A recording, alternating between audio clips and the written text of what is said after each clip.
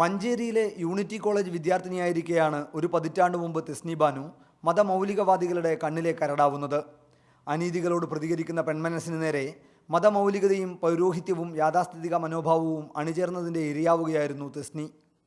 പുരോഗമന പ്രസ്ഥാനങ്ങളുടെ ഇടപെടലാണ് അന്ന് തെസ്നി ബാനുവിന് തുണയായത്. തെസ്നിയുടെ ചോദ്യങ്ങൾ പൊതുസമൂഹത്തിൻ്റെ ചോദ്യങ്ങളായി മാറുന്നത് കേരളം കണ്ടു. അന്ന് ഈ വിഷയത്തിൽ ഏറെ ഇടപെട്ട ഫൗസിയ ടീച്ചർ, അന്നും ഇതേ സമാന സ്വഭാവം എല്ലാത്തിലും നമുക്ക് കാണാൻ കഴിയും. അന്നും ആദ്യഘട്ടത്തിൽ പോലീസുകാരുടെ ഭാഗത്തുനിന്നുണ്ടായിരുന്നിട്ട് അതേ സ്വഭാവം തന്നെയാണ് ഇന്നും പോലീസുകാരുടെ ഭാഗത്തുനിന്നുണ്ടായിട്ടുള്ളത്. പക്ഷേ പൊതുസമൂഹത്തിൻ്റെ ഭാഗത്തുനിന്ന് അന്നും നല്ല പിന്തുണയും സഹകരണവും ആണ് ഉണ്ടായിട്ടുണ്ടായിരുന്നത്. ഇന്നും പൊതുസമൂഹം ഇതൊരു വളരെ വലിയൊരു വിഷയമായിട്ട് ചർച്ച ചെയ്യപ്പെടേണ്ട ഒരു വിഷയമാണ് എന്നുള്ള തരത്തിലേക്ക് പൊതുസമൂഹം ഇതിനെ കാണുന്നു. പൊതു ഇടങ്ങളിൽ പെണ്ണിന് സ്ഥാനമില്ലേ എന്ന അന്നുയർന്ന ചോദ്യം ഇന്നും പ്രസക്തമാവുന്നുവെന്ന് തന്നെയാണ് മെട്രോ നഗരമെന്ന് വിശേഷിപ്പിക്കപ്പെടുന്ന എറണാകുളത്ത് കഴിഞ്ഞ ദിവസം നടന്ന സംഭവങ്ങൾ സൂചിപ്പിക്കുന്നത്. അതിലെ ഇരയും തെസ്നി ബാനുവായത് യാദൃശ്ചികം മാത്രം.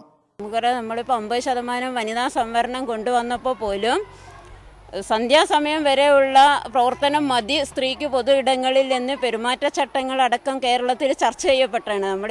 ആ സംഭവം ഇതോടുകൂടി ചേർത്ത് വായിക്കേണ്ട ഒരു സംഗതിയാണ്. വർഷങ്ങൾക്ക് മുൻപ് മംഗലാപുരത്ത് ശ്രീരാമസേന പെൺകുട്ടികൾക്ക് നേരെ നടത്തിയ അക്രമങ്ങളെയും ഇതോടൊപ്പം ചേർത്ത് വായിക്കാവുന്നതാണ്.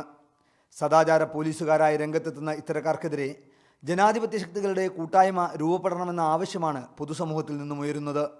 ക്യാമറാമാൻ ജയേഷ് വിലോടിക്കൊപ്പം മലപ്പുറത്തു നിന്നും ആർ ബിജു.